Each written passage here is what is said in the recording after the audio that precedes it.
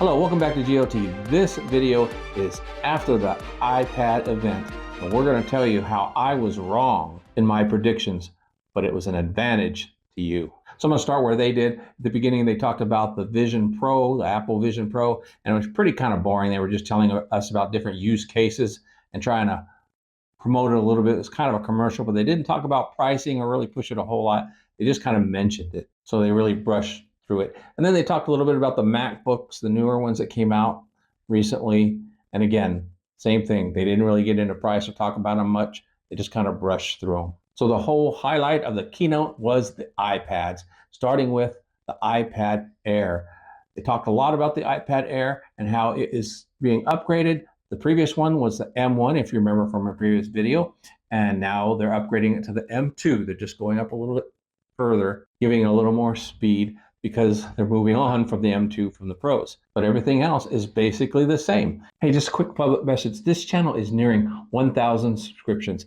And if you don't know, that is a pinnacle point for all YouTube channels, especially us new ones, is hitting that 1,000 points. So if you haven't already, please help out the channel and subscribe down below. It's free, costs you nothing, but does a lot for the channel. And in turn, helps me give back to the community. Now the iPad Air still has the same Touch ID on it. They did not add FaceTime, which I think they should have, but they did not. But in light of that, talking about the FaceTime camera, they did move it to the long side, just like I proposed in my last video. And they actually admitted a little bit in their presentation that that's where the camera belonged. Now there's one more addition to the iPad Air. They added another size. Just like we mentioned in my last video, they offer now an 11-inch and a 13-inch. So they rounded the 12.9 up to 13. So now you got two sizes in the iPad Air. And one of the nice things about it is they did not raise the price. But one area I did miss is they actually increased the storage size from 64 to 128 being the base model.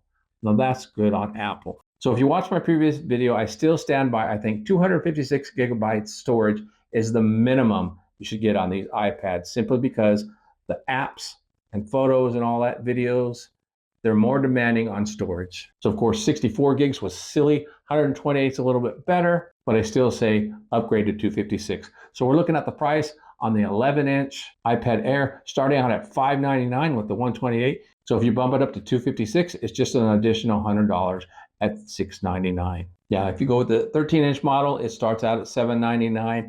And if you bump it up to 256, it's another $100, so $899. And with the iPad Pro, they did exactly as we suspected. They skipped the M3 and went straight to the M4. Now, as far as the M4, they didn't talk a lot about AI features on the M4. Although we know it's really capable of a lot of things, especially with the AI, they only talked about a couple of apps using it. Now, I'm sure as the device gets out there more in the wild and more developers use it, they're going to have a lot more development of the AI, and they'll probably be talking about that more here in the future, especially with iPad OS upgrades. Now, the cameras are pretty much the same as last year's model. The difference in one of the cameras is the front-facing camera that houses the Face ID.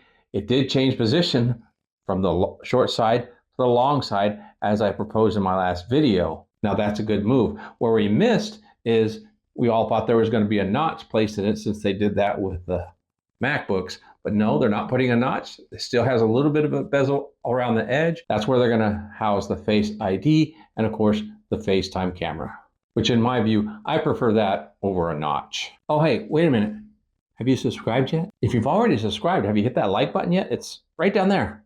Just click it, click it. It really helps the channel. Thank you for your support. Now, the new iPad Pro is quite pricey. You got the 11-inch starting out at $1,000, $999. However, that does come with 256 gigabytes of space.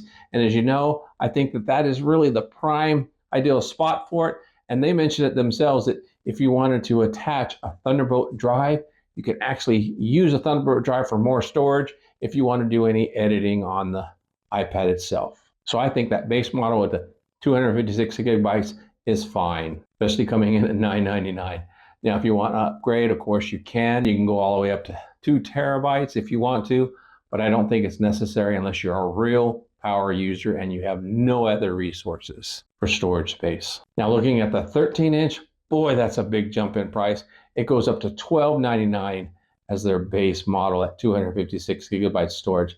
Now that's crazy. So what are you getting with the larger size? Well, that's basically it, a larger size. Now they are proud of how thin their iPads are. The iPad Pro 11-inch is gotten a little bit thinner, but even more so on the 13-inch. It's the thinnest Apple device made yet. But they claim that it's still just as solid and strong as a previous model. That's quite a feat to make it smaller, lighter, and just as strong. With that iPad Pro, they're getting really close to just having a sheet of glass. Now from there, they did talk about the pencil. And of course, they've added a new pencil, the Pencil Pro. And here's something that's really important to know.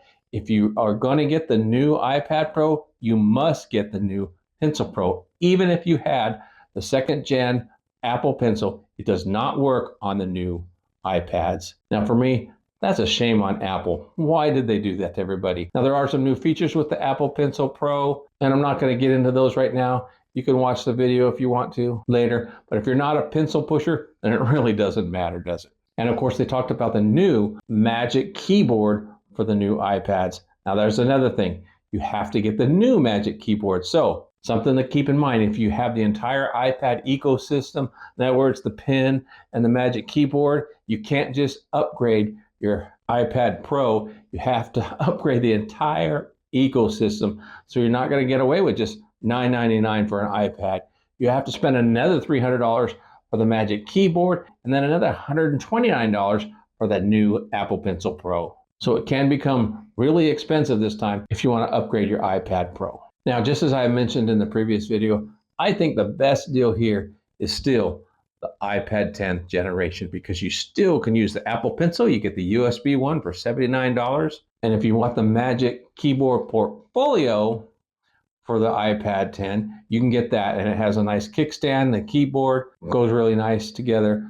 And it's quite a bit less money, starting at $349 now for the iPad 10. So the iPad 10 generation just got sweeter. Now that's it for me. If you enjoy this video, please make sure to like this video and comment below, because those comments really help out. And if you haven't already, make sure you subscribe to the channel while you're down there. I really need your help to improve this channel. If you've never tried an iPad, you've got to try it. Thanks for hanging out with me. Until next time, God bless.